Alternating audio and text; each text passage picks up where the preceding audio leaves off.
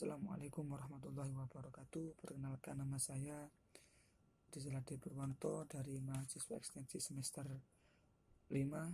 Di sini saya akan menerangkan proses pembelajaran di sekolah pada era pandemi COVID-19. Proses pembelajaran di era COVID-19 ini mempunyai banyak permasalahan yang dihadapi.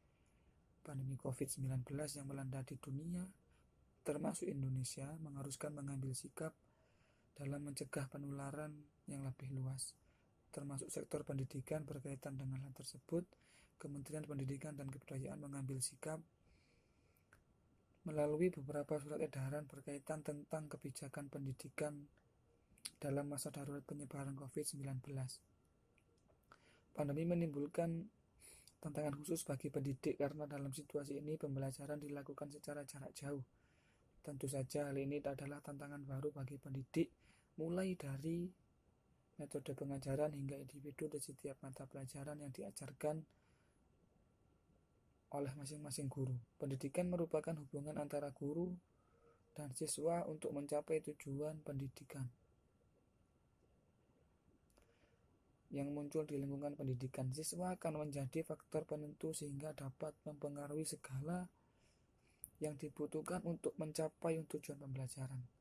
Pembelajaran selama pandemi COVID-19 ini mengakibatkan perubahan yang luar biasa, seolah seluruh jenjang pendidikan termasuk sekolah SD, SMP, SMA dipaksa bertransformasi untuk beradaptasi secara tiba-tiba untuk melakukan pembelajaran dari rumah melalui media daring atau online.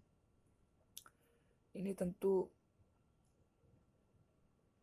bukanlah hal yang mudah karena belum sepenuhnya siap. Problematika dunia pendidikan yaitu belum seragamnya proses pembelajaran, baik standar maupun kualitas capaian pembelajaran yang diinginkan. Hal ini tentu dirasa berat oleh pendidik dan peserta didik.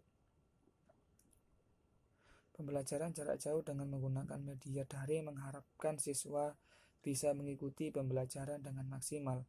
Aspek penting dalam meningkatkan keterampilan pembelajaran jarak jauh harus ditingkatkan antaranya dengan program pelatihan guru-guru dalam penggunaan teknologi informasi dan komunikasi.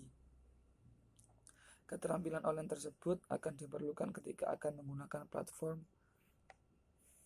belajar daring atau online. Lebih penting lagi, kesenjangan antara skenario pelatihan dan eksekusi di lapangan perlu untuk diminimalisasi. Pembelajaran daring artinya adalah pembelajaran yang dilakukan secara online menggunakan aplikasi pembelajaran maupun jejaring sosial. Pembelajaran daring merupakan pembelajaran yang dilakukan tanpa melakukan tatap muka, tetapi melalui platform yang telah tersedia. Segala bentuk materi pelajaran didistribusikan secara online. Komunikasi juga dilakukan secara online dan tes juga dilaksanakan secara online. Media yang dapat guru gunakan dalam pembelajaran berbasis daring adalah yang pertama blog, yang kedua YouTube, yang ketiga Zoom Meeting dan Google Meet, yang keempat Google Classroom, dan yang kelima WhatsApp. Kelebihan dan kekurangan dari pembelajaran daring adalah, untuk kekurangannya, pembelajaran daring atau online adalah satu, sulit untuk mengontrol mana siswa yang serius dan mana yang tidak. Yang kedua, pembelajaran lebih baik bersifat teoritis. Pembelajaran lebih banyak bersifat teoritis dan minim praktik.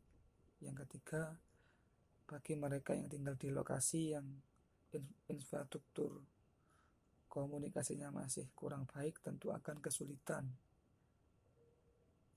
untuk mengakses internet. Yang keempat, tidak semua siswa memiliki dan mampu mengakses peralatan yang dibutuhkan. Yang kelima, terlalu banyak distraksi yang bisa mengganggu jalannya pembelajaran.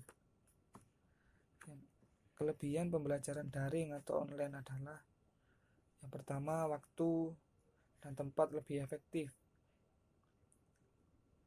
Yang kedua, siswa tidak hanya bergantung pada guru tetapi juga bisa belajar sendiri melalui media internet. Yang ketiga, otomatis siswa dilatih untuk lebih menguasai teknologi informasi yang terus berkembang. Yang keempat, menumbuhkan kesadaran pada siswa bahwa gawai bisa digunakan untuk hal-hal yang lebih produktif dan mencerdaskan, tidak hanya untuk bermain media sosial dan game.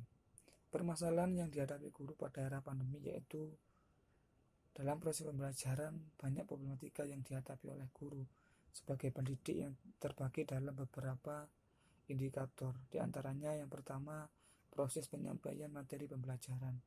Pendidik dituntut kreatif dalam menyampaikan materi melalui media pembelajaran daring. Dampaknya akan menimbulkan tekanan fisik maupun psikis. Maka dari itu, pemikiran yang positif, kreatif, dan inovatif dapat membantu mengatasi berbagai problematika dalam proses pembelajaran jarak jauh dengan menerapkan media pembelajaran daring yang menyenangkan. Yang kedua, proses interaksi dengan siswa dalam proses pembelajaran. Yang ketiga, kualitas pemberdayaan sarana dan elemen dalam pembelajaran. Yang keempat, mengelola bahan ajar untuk disampaikan dalam proses pembelajaran. Yang kelima, penyusunan perangkat kurikulum yang sesuai dengan kondisi saat ini. Ada hal yang harus diperhatikan dalam pembelajaran jarak jauh ini antara lain sumber daya guru harus ditingkatkan kualitasnya baik dari segi konten maupun metodologi, juga dalam hal pemanfaatan teknologi informasi. Selain itu, peserta didik yang juga kurang aktif dalam mengikuti pelajaran jarak jauh ini baik disebabkan jaringan internet yang kurang stabil maupun dari segi penyediaan kuota internet yang terbatas. Mungkin itu saja yang dapat saya sampaikan. Kurang lebihnya saya mohon maaf. Dari saya sekian. Ihdinas siratal mustaqim. Assalamualaikum warahmatullahi wabarakatuh.